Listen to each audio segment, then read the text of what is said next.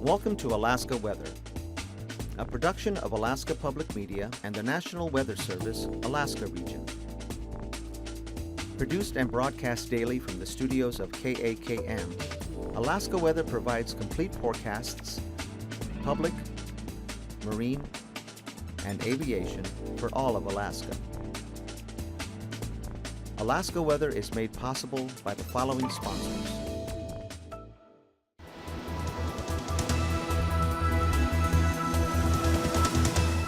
The National Weather Service.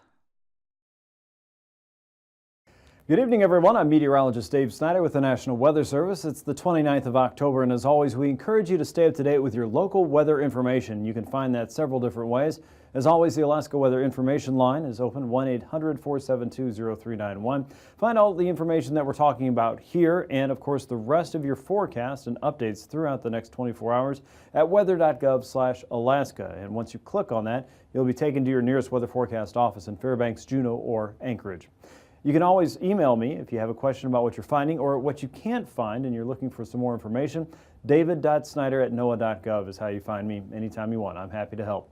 Here's a look at the hazardous weather across Alaska. We've had some fog that's been kind of sticking around in southeast today, very slow to leave, and it looks like conditions may be a little more breezy up around the Lynn Canal in the next 24 hours, but no hazardous weather really there by and large. As we get up into the eastern Alaska Range and the upper Kuskokwim Valley, we're still talking about some gusts in the region. Coming up out of the south and southeast, around 50 to 60 miles per hour. That should diminish later on this evening. It's taken a long time for that air to settle down. So let's look a little bit further north, and everything here is a winter weather advisory from the south-facing slopes of the Brooks Range all the way into the upper Noatak and Kobuk River valleys, down through the middle Yukon Valley, the central interior, and the middle Tanana Valley. This entire region is looking at additional snowfall. Now, for most areas that would be outside of the Fairbanks area, we're talking about 3 to 5 inches of new snow in the next 12 to 24 hours or so. One exception would be the upper Kobuk and Noatak valleys. You're still looking at storm totals ranging upwards of 20 inches of snow by the time it's all said and done, again, in the next 24 to about 36 hours.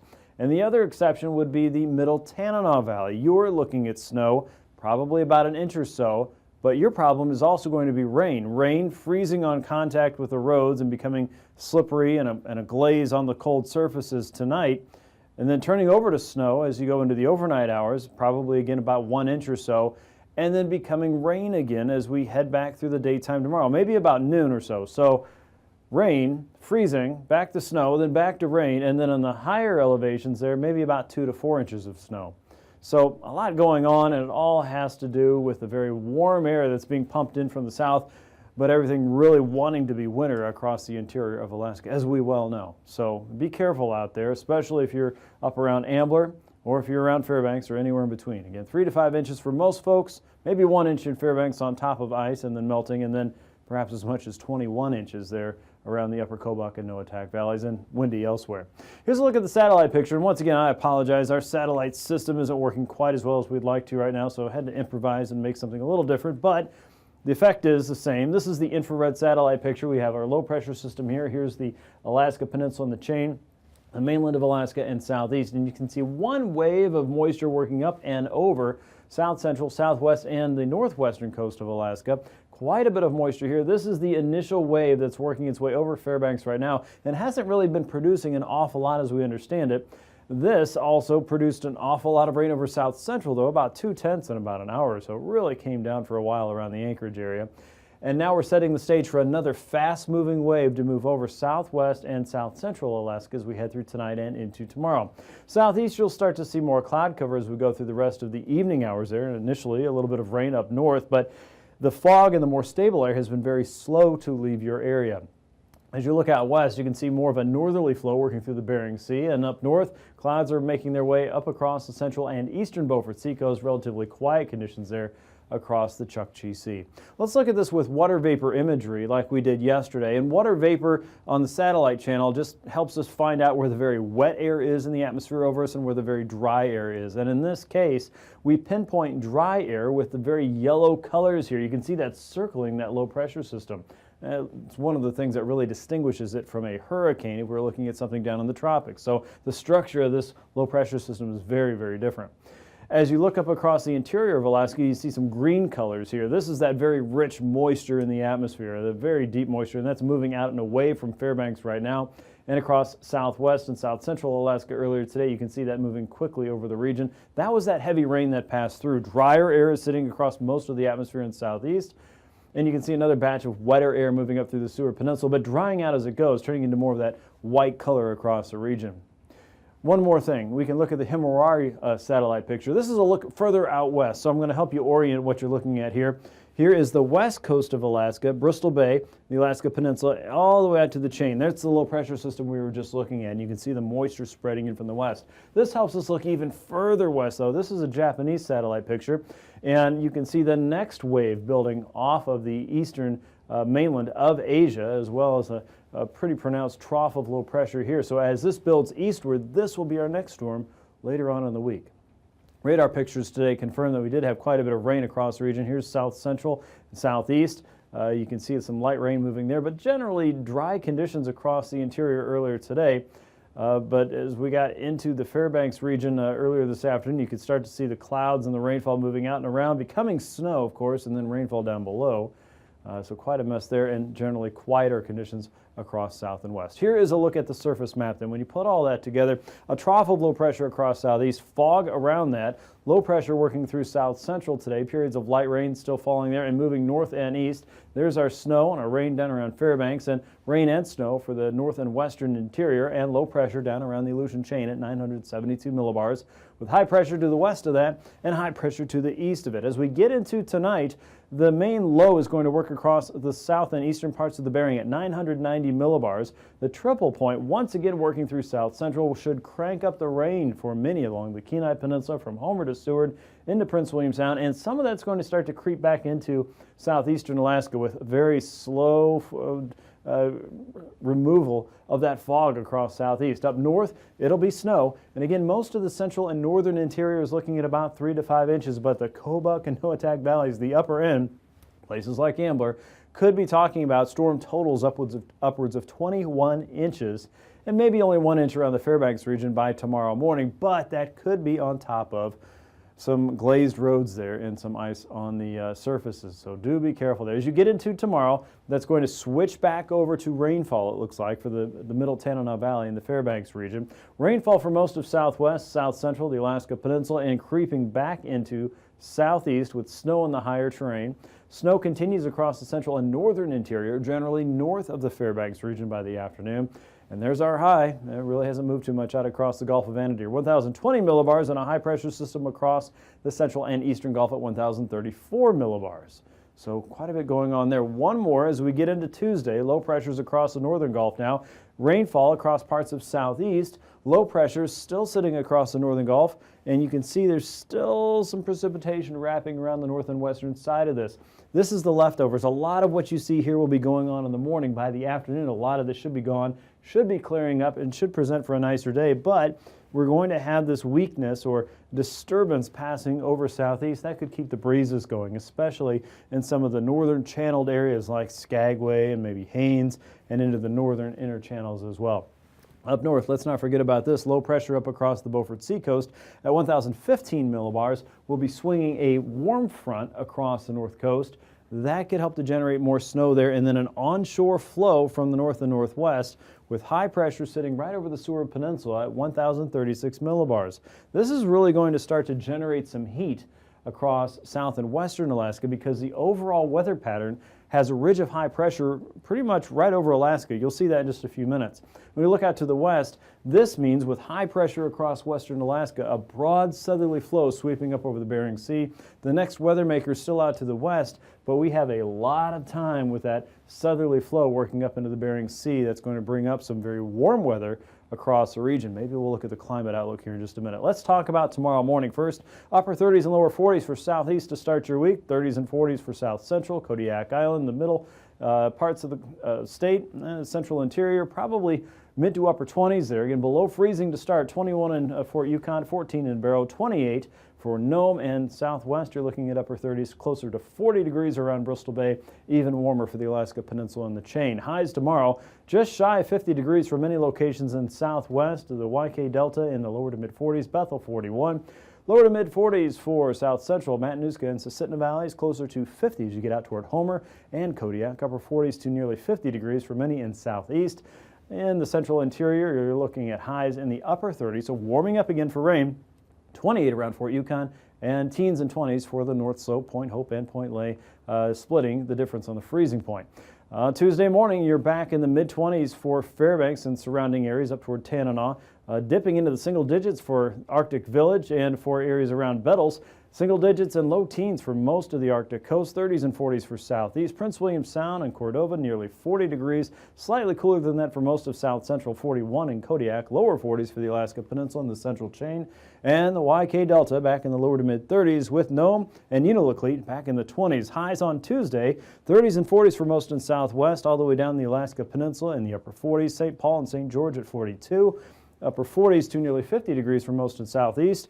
The interior looking at temps just a hair above freezing with the North Slope in the 20s and 30s as we go into Tuesday afternoon. Here's a quick check of your climate outlook for the next 8 to 14 days ahead now. We're talking about a chance for warmer weather to build out across southwest and lesser chances of that for the central and eastern interior, and cooler than average weather potentially for parts of southeast. What about precipitation? Well, right now it looks like the next 8 to 14 day trend from today shows above normal chances for precipitation across the central and northern interior, and drier than normal conditions across most of south central, southwest, and southeastern Alaska. And a lot of that will have to do with the position of the jet stream and what other major disturbances roll in through the region. Of course, you can always find this information and more anytime you like by heading to our website at weather.gov/Alaska. And now, aviation weather around Alaska.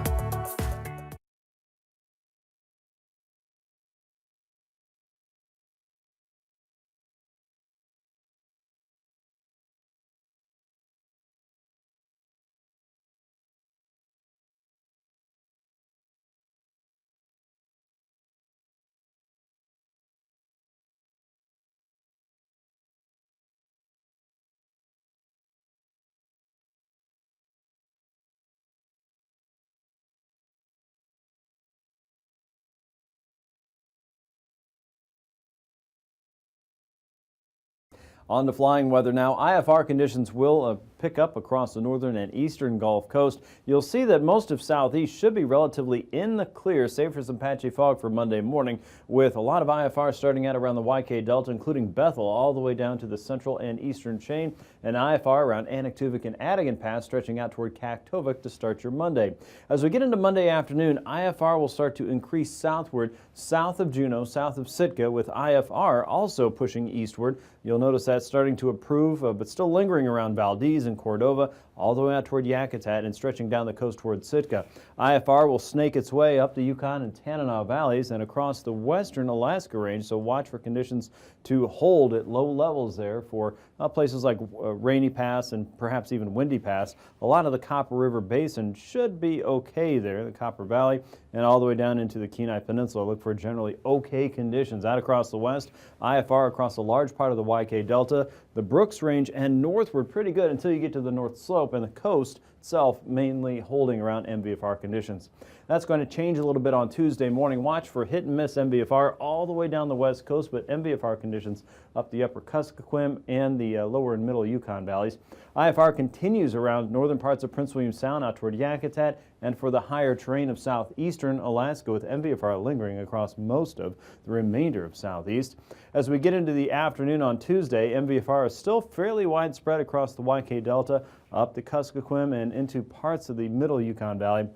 Hit and miss across the eastern Alaska range and also across parts of southeast, and a look up north shows that hit and miss MVFR should continue for the North Slope and the coast, especially around Barrow down toward Atkasuk, and IFR could linger around Kaktovik. The next weather maker is in sight across the west. IFR conditions starting to push into parts of the western Bering and around Kiska.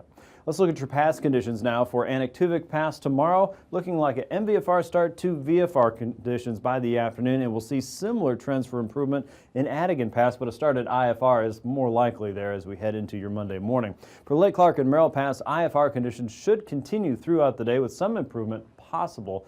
It's a little bit on the optimistic side, so keep that in mind. Rainy Pass IFR conditions by the afternoon as well, and that should be the case for Windy Pass, holding at IFR really through most of the day.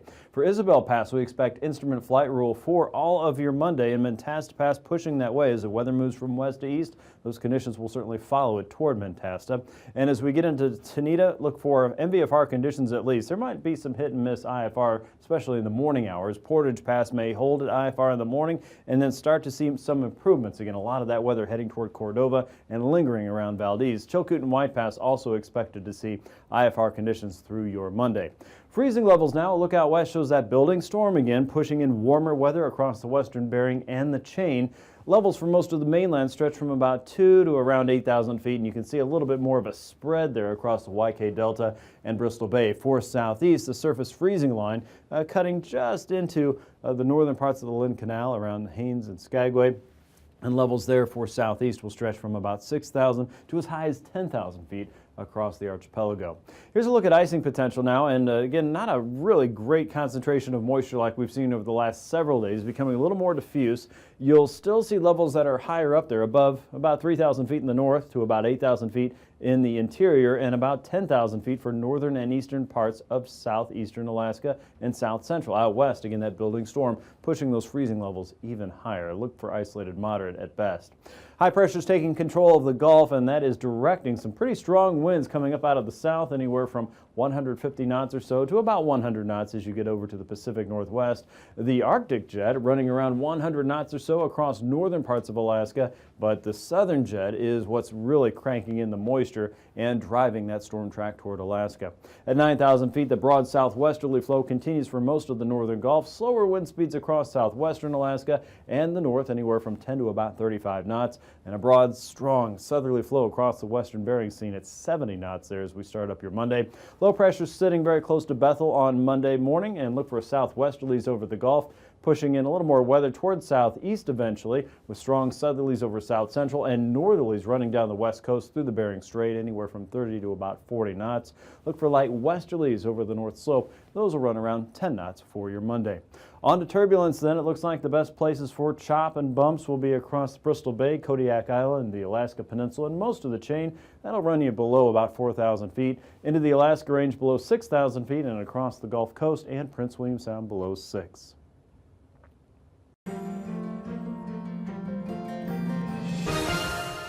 Welcome back to another edition of Alaska Weather Facts. I'm meteorologist Dave Snider, and we have a special guest in the studio today. We welcome Amanda Terborg of the Aviation Weather Center. Thanks for joining us, Amanda. Yeah, thank you for having me. Amanda's flown in all the way from Kansas City, and for those of you that don't know, the Aviation Weather Center serves the lower 48 for aviators, just as the Alaska Aviation Weather Unit here in Anchorage serves all of Alaska. So I kind of wonder, what's the Aviation Weather Center in Kansas City doing to help out Alaska, Amanda? Yeah, you know, we do a lot of collaboration work with our sister station up here. Lately, we've been doing a lot of work, especially in the satellite meteorology. Okay. In particular, we have been looking at ways to better identify icing conditions in clouds, which is a big deal up here because, as I'm coming to find out, even though I'm not from here, you guys have a lot of pilots here. We have a lot of pilots. In fact, when you say you can't get there from here, that's how you get there. Yeah. Very good. Okay, so with icing potential then, what's Kansas City working on? Well, we are working on something that will help us, again, identify the icing in the clouds. You don't want ice on your aircraft. No. Not only does it add a whole bunch of extra weight to your airframe when it attaches to the wings and the nose cone, but it can also mess with your aerodynamics. Right. And in the most serious conditions, that can mess with it enough that you can actually crash. It changes the shape of the wing, and that makes it sometimes impossible to fly, right? It does, yeah. So we want to figure out a way to better forecast for that. Makes sense. Now this particular image is over Alaska. The colors here are a little goofy. It doesn't look like your run-of-the-mill satellite image. Okay. But the red is where you have liquid clouds and the blue is ice. But again, it really doesn't tell you a lot where you have icing conditions in that cloud. Because in those clouds there's little droplets, and they're cold, and they're actually below freezing, but they're still liquid, and that makes them sticky. Okay. So when an aircraft flies through there, those droplets are sticking to the aircraft, and it can happen amazingly fast. Right. And so that's what we're trying to find. And there is a product called the Aircraft Flight Icing Threat that does this. And it's basically looking at the temperature of the cloud, and it's also looking at the size of the droplets to identify a probability and intensity of those icing conditions. Okay. And if you flip to the next image, this is a case from Juneau, Alaska, where this probably wouldn't have been the best day to fly around Juneau. Okay. Now there was an area of moisture that pushed south from the southwest up along the coast that pushed in a stratus layer. And in the stratus layer there was a lot of those supercooled liquid drops, or a lot of stickiness. Okay. And so the flight icing threat was able to, in the pinks and the reds there, was able to identify where that icing was. Now this is really cool. You know, it's really cool to be able to identify that. There is, you know, of course, caveats to every product. Much as we wish it would happen, sun doesn't shine all the time, unless, I guess, if you live in northern Alaska during the summertime. Right. But we need that sun to be able to bounce off those clouds and to be able to see where those supercooled drops are. Okay, so it's a daytime only tool. It is, yeah. Okay. Yeah. Right now, of course, you know, we're in the era of advanced satellite technology, and there is a satellite that can actually use moonlight to see clouds. Yes. And so sometime in the future, we hope to be able to do that. Okay. Another thing that is a bit of a challenge is multiple layers of clouds. You know, you can only see so far through a thick cloud. Okay. And if it's thick enough, sometimes you can't see a layer of icing that's below there. Right. But even besides those caveats, this product has a lot of potential to help out Alaskan aviators here. Well, it sounds like a really big deal, and something that forecasters at the Alaska Aviation Weather Unit could use probably on a daily basis, and especially in the middle of a really big storm. Yeah, I would think so. Do you have a really good success story in the lower 48 using this tool? You know, it's a fairly new product, and so we're still evaluating it. But yeah, we have had a lot of cases where we have seen that it does tend to capture those icing conditions. Okay, very good. Well, Amanda, thanks so much for sharing some of the very interesting satellite imagery and the tools that you're using there at the Aviation Weather Center in Kansas City with us here in Alaska. People can probably find some of this information online, right? Yeah, here is a website here. It's a page from NASA Langley, and they have this imagery as well as a bunch of other satellite imagery that you can take a look at. Okay, great. And I'm sure our friends at the Alaska Aviation Weather Center and the unit will be using that in the coming months there with your training and your help there to learn more about that tool to help Alaska aviators any day of the year. That's wonderful stuff. So thanks again for joining us, Amanda, and we welcome you to view any of our Alaska weather facts on YouTube anytime at the address below, and we'll see you next time.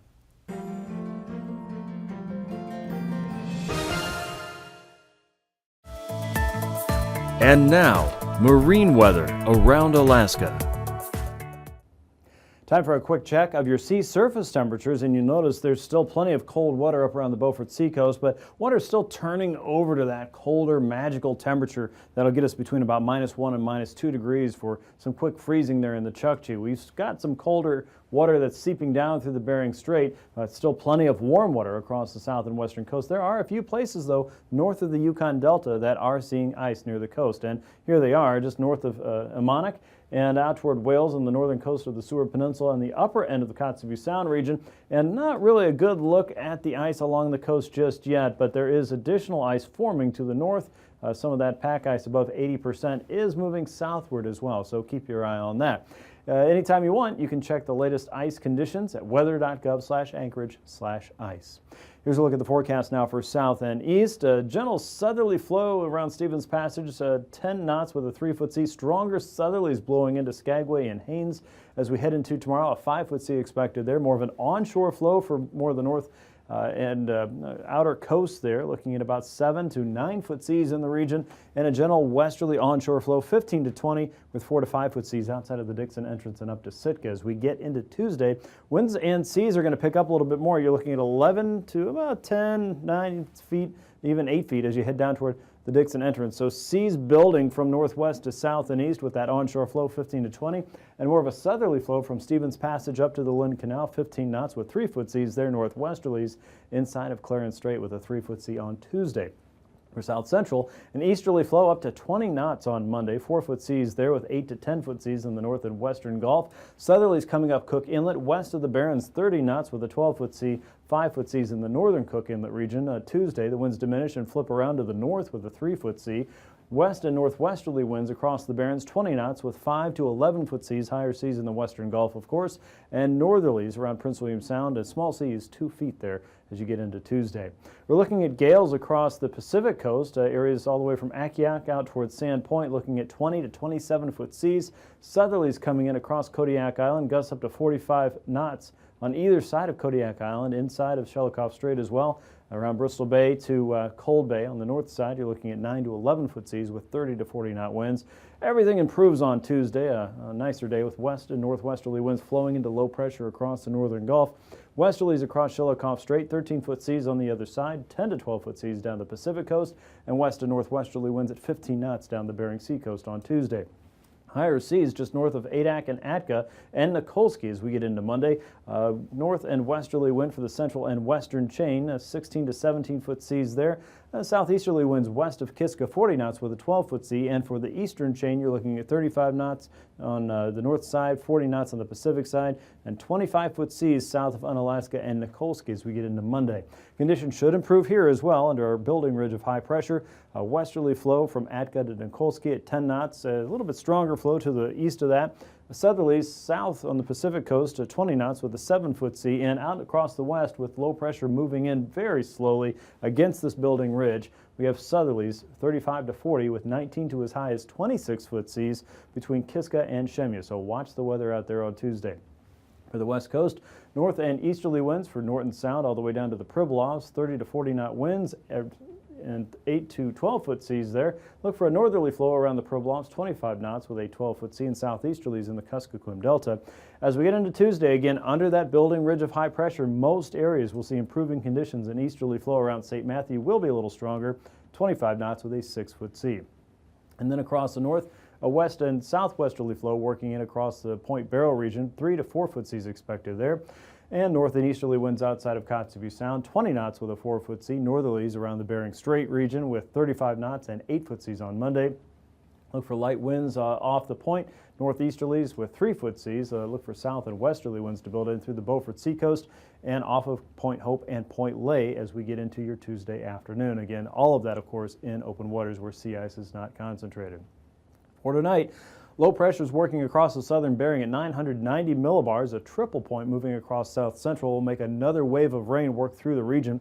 Dense fog may still be a problem for central and southern parts of southeast. As that gradually wanes away, snow will fill in across the interior. You may see up to 21 inches of snow by the time it's all said and done in the upper Kobuk and Noatak valleys. 2 to 4 inches of snow around Fairbanks, but at lower levels, watch out for a glaze on the road and snow changing back to rain throughout the afternoon. Thanks for watching Alaska Weather. See you right here again tomorrow. These forecasts are to be used for planning purposes only. Call 1-800-WX-BRIEF for a formal pre-flight briefing. Always file a flight plan before